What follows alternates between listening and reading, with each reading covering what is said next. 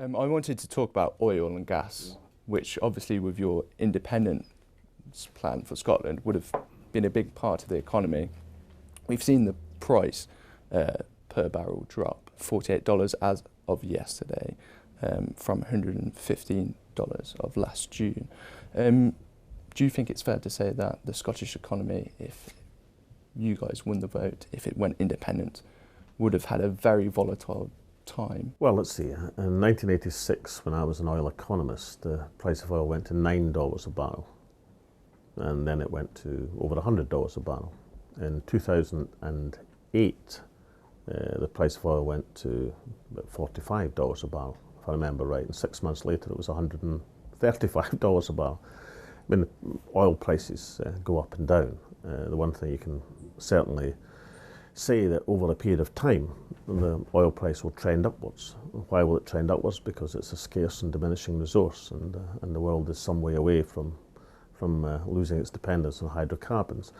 But it's a mug's game to try and predict the price of oil next week, next month, next year. It's a much more certain proposition to say that the price of oil over a period of time will recover from where it is at the present moment, which gives you the clue as to why oil as a commodity would be better managed by Scotland than by Westminster.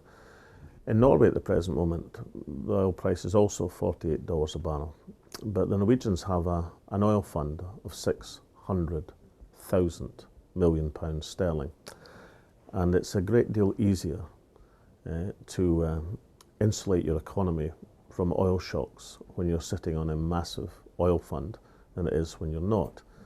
The oil fund in the United Kingdom is precisely zero, because successive Westminster governments have wasted the resource over the last 30 years. One of the reasons why we should have management of the resource in Scotland is so as we can establish such an oil fund to protect ourselves from volatility of a commodity, which inevitably the price will go up and the price will go down. And on Norway, obviously, that is one of the big examples which was brought up over the referendum campaigning period. It came out last week. By the end of 2019, it's estimated that oil production will fall by 8% under these low prices.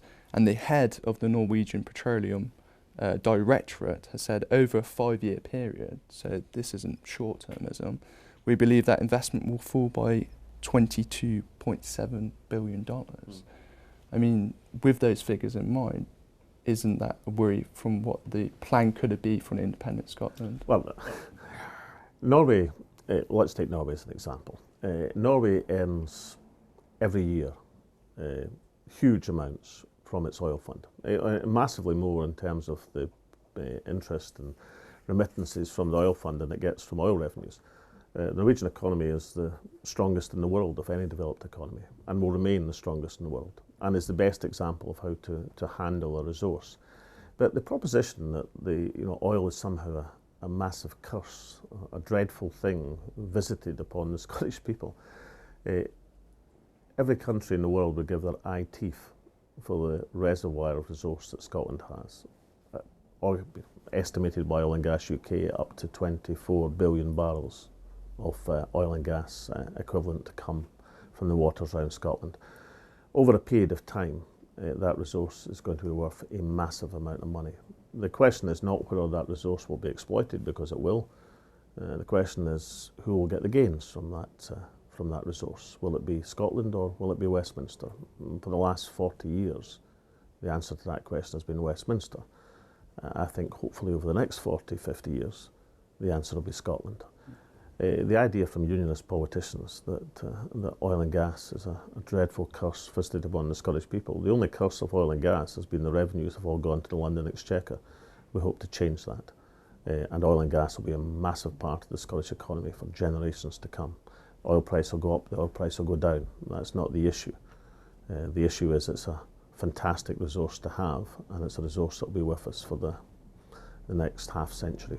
On those energy issues, what do you make of fracking? Is it something that you support, the shale gas? No, I think onshore fracking in the United Kingdom is hugely problematic. This is not an American state. This is not a place where you have a vast acreage and a limited number of people. And I think the prospects for fracking are very, very limited. I think that with the Tory peer, wasn't it, who said he thought fracking was somewhere he thought could happen in the northwest of England, and he corrected himself and he meant the northeast of England. Really summed it up, didn't he? I mean, because apart from his vague notion of English geography, it did give the game away. You know, it's something that can happen up there, but not in my backyard. And I think there's very few backyards in the United Kingdom where people want to see fracking take place. I think onshore, it has a very limited prospectus. And you know, if I'd been in the House of Commons this last week, I'd have voted for the moratorium on fracking. I think that was the right move to make, and I think it's shameful, given what the Labour Party have been saying at constituency level, that their MPs sat in their hands instead of doing what is right and proper and supporting their constituents. So I think onshore fracking has a very limited prospectus.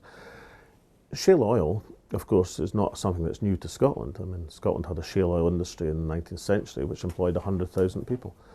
But I think fracking in the modern age has a limited prospect onshore. But couldn't your counter-argument against those, as you've described, unionist politicians about gas and oil in Scotland, calling it a curse, can't they just levy the same argument against you that you've just outlined about onshore fracking, that you're just describing it as a curse? Maybe scaremongering, they could say. I'm not describing it as anything other than something that's not going to happen. Why is fracking going to not happen? Because you're dealing with areas of concentrated populations. I know very few people who are comfortable with the idea of having fracking under their houses and homes. And I think some of the objections to fracking are poorly placed. I mean, the idea that it's going to cause massive earthquakes, I think has pretty limited evidence attached to it. Some of the arguments against are at best uncertain. For example, the contamination of the water table. We are some distance away from being able to establish the risk factor, and in that circumstance, you take a precautionary approach. You don't do it. That's why the moratorium makes sense. You know, Scotland, as I've just mentioned, has at least 24 billion barrels of oil and gas equivalent in the waters around Scotland.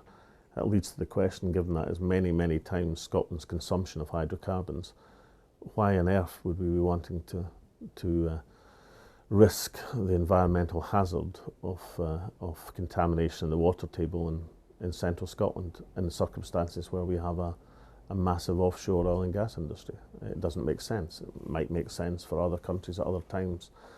It doesn't make sense for Scotland, and I suspect most people would think it doesn't make sense for England as well. And I'm not somebody like the Tory peer who'll say, well, let's do it in the northwest or northeast of England, as long as we don't do it down in the home counties. I think that's a particularly poor argument. Thanks very much. Thank you very much. Thank you.